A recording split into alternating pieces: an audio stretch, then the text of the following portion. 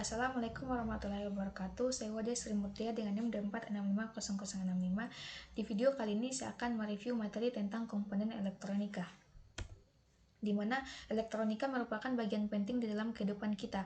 Elektronika adalah ilmu yang mempelajari tentang listrik arus lemah yang dioperasikan dengan cara mengontrol aliran elektron atau partikel bermuatan listrik dalam suatu alat. Pengendalian elektron ini terjadi dalam ruangan hampa atau ruang yang berisi gas bertekanan rendah seperti tabung gas dan bahan semikonduktor. Penerapan elektronika adalah pada alat-alat listrik di rumah kita, hingga skala yang lebih canggih seperti pada komputer dan robot industri yang service canggih seperti service robot atau robot pelayan. Pada sistem digital seperti perangkat Arduino, umumnya perangkat elektronika digital bekerja membutuhkan input tegangan rendah 3,3 volt dan 5 volt standar dan maksimal sekitar 6 volt agar komponen digital tidak rusak. Untuk memahami Arduino dan pemrograman robot, maka konsep dasar elektronika perlu kita kuasai. Yang pertama ada resistor. Resistor adalah salah satu komponen elektronika yang berfungsi untuk memberikan hambatan terhadap aliran arus listrik. Dalam rangkaian listrik dibutuhkan resistor dengan spesifikasi tertentu, seperti besar hambatan, arus maksimum yang boleh dilewatkan, dan karakteristik hambatan terdapat suhu dan panas. Resistor memberikan hambatan agar komponen yang diberi tegangan tidak dialiri dengan arus yang terlalu besar, serta dapat digunakan sebagai pembagi tegangan. Yang kedua ada kapasitor, di mana kapasitor adalah komponen elektronik yang berfungsi untuk menyimpan muatan listrik. Salah satu jenis kapasitor adalah kapasitor keping sejajar. Kapasitor ini terdiri dari dua buah keping metal sejajar yang dipisahkan oleh isolator yang disebut dielektrik. Bila kapasitor dihubungkan ke baterai, kapasitor terisi hingga beda potensial antara kedua terminalnya sama dengan tegangan baterai. Jika baterai dicabut, muatan-muatan listrik akan habis dalam waktu yang sangat lama, terkecuali bila sebuah konduktor dihubungkan pada kedua terminal kapasitor. Kapasitor ada yang berpolarisasi dan tidak. Kapasitor yang umum digunakan adalah elektronik kapasitor atau ELSO dan kapasitor miliar dan keramik. Yang ketiga ada dioda, di mana dioda adalah device semikonduktor yang mengalirkan arus satu arah saja. Dioda terbuat dari germanium atau silikon yang lebih dikenal dengan dioda junction. Dioda juga digunakan pada adaptor yang berfungsi sebagai penyarah dari sinyal AC ke DC, lalu diratakan dengan kapasitor. Terus ada LED, di mana LED merupakan komponen yang dapat mengeluarkan emisi cahaya. LED merupakan produk temuan lain selain dioda. Strukturnya juga sama dengan dioda, tetapi belakangan ini ditemukan bahwa elektron yang menerjang sambungan PN juga melepaskan energi berupa energi panas dan energi cahaya. LED dibuat agar lebih efisien jika mengeluarkan cahaya. Untuk mendapatkan emisi cahaya pada semikonduktor, doping yang pakai adalah gallium, arsenik, dan fosforus. Jenis doping yang berbeda menghasilkan warna cahaya yang berbeda pula.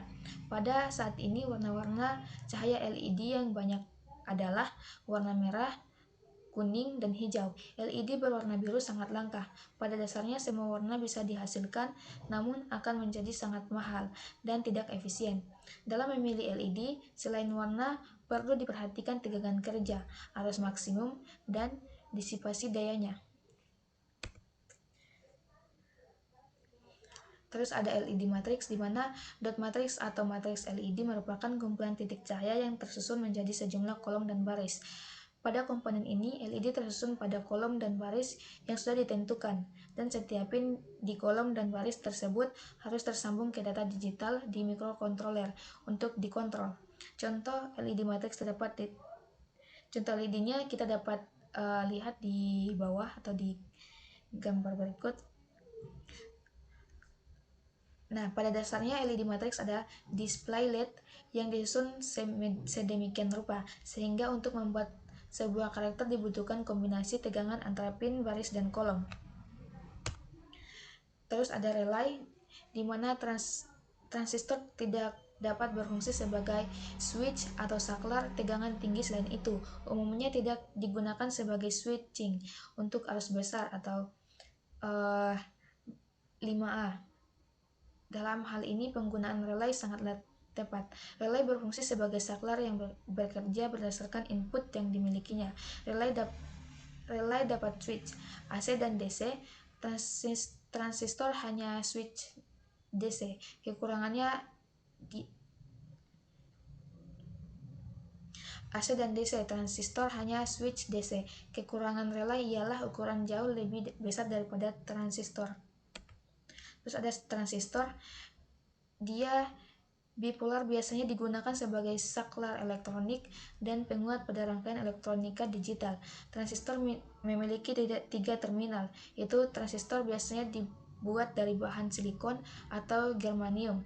3 kaki yang berlainan memiliki transistor bipolar adalah emitor, basis, dan kolektor. Mereka dapat dikombinasikan menjadi jenis NPN atau PNP yang menjadi satu sebagai 3 kaki transistor.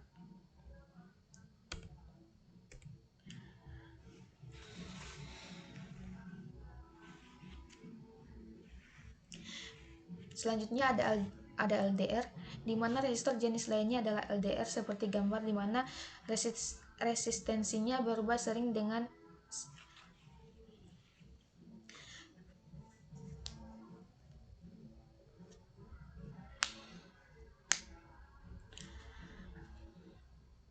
Selanjutnya ada LDR. Resistor jenis lainnya adalah LDR seperti gambar, di mana resistensinya berubah seiring dengan perubahan intensitas cahaya yang mengenainya. Dalam keadaan gelap, resistensi LDR sekitar 80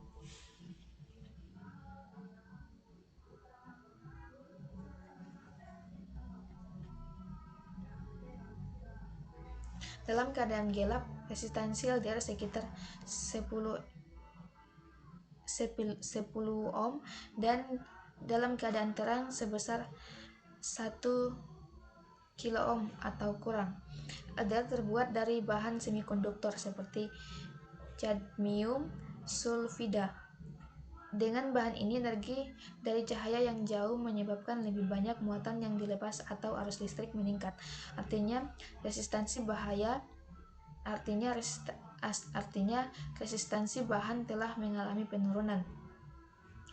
LDR digunakan untuk mengubah energi cahaya menjadi energi listrik. Saklar cahaya otomatis dan alarm pencuri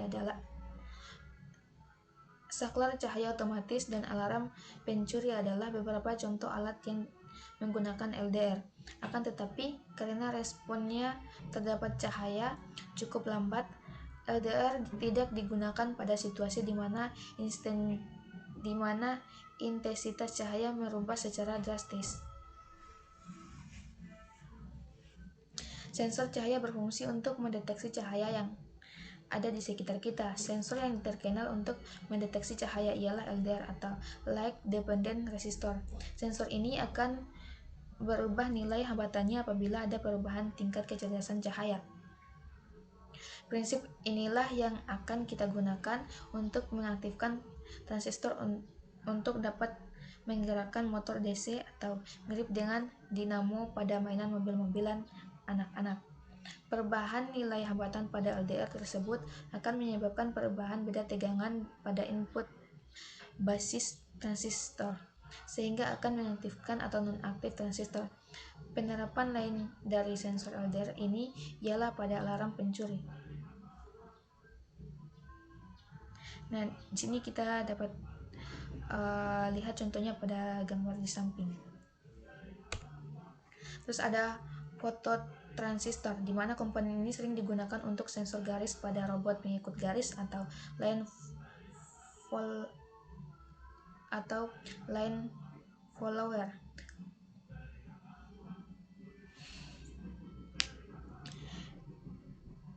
Infrared memiliki sifat yang sama dengan transistor, yaitu menghasilkan kondisi cut-off dan saturasi.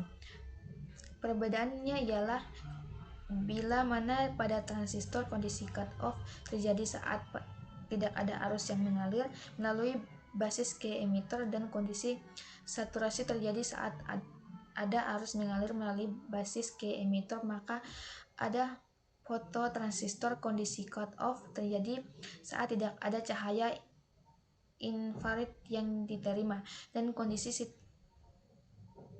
saturasi terjadi saat ada cahaya infrared yang diterima seperti ditunjukkan pada gambar. Nah, kita bisa lihat contohnya pada gambar di samping. Terus ada 7 segmen, di mana prinsip kerja 7 segmen sama dengan LED. 7 segmen terdiri dari 7 LED yang disusun membentuk angka 8 dan tambahan 1 LED untuk titik. Terdapat dua jenis 7 segmen, yaitu 7 segmen common katode atau katoda dan 7 segmen common anode atau anoda. 7 segmen common katode adalah 7 segmen jenis common katode. Kaki katoda pada semua segmen LED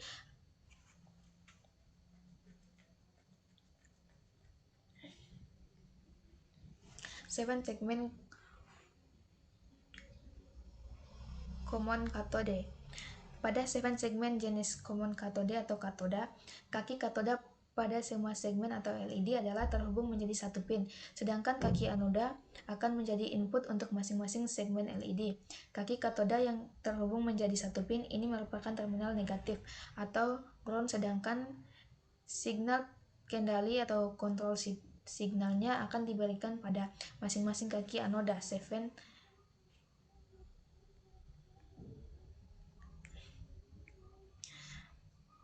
Akan diberikan pada masing-masing kaki anoda segmen LED. 7 segmen common anode.